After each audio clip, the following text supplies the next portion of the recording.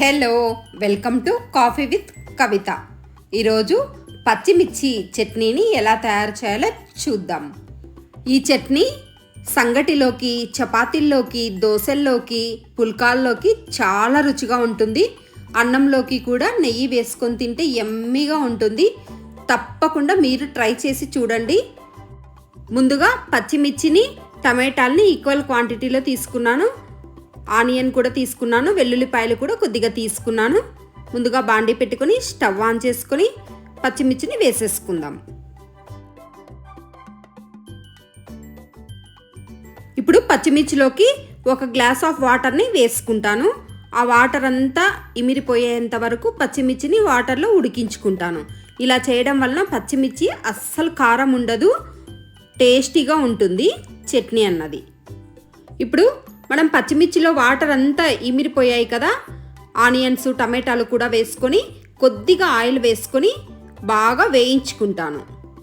ఇలా వేయించుకోవడం వల్ల చట్నీ అన్నది మంచి రుచి వస్తుంది.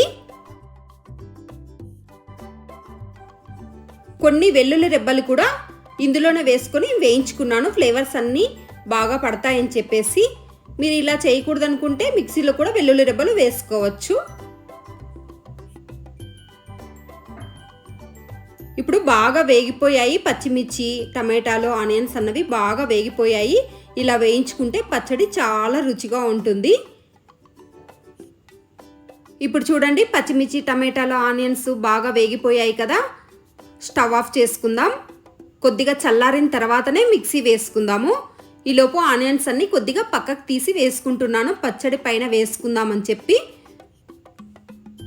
కొన్ని ఆనియన్స్ ఇలాగా పక్కకు తీసి ఉంచుకొని మిగిలినవి మిక్సీ జార్లో వేసుకొని పల్స్లో వేసుకుంటాను నేను.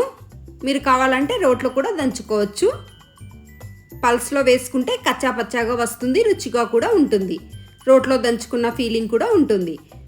ఇప్పుడు రుచికి సరిపడా ఉప్పును కూడా వేసుకుందాం. చూడండి, పల్స్లో వేసుకొని కచ్చా పచ్చాగా పచ్చడి అన్నది వేసుకున్నాను మిక్సీకి.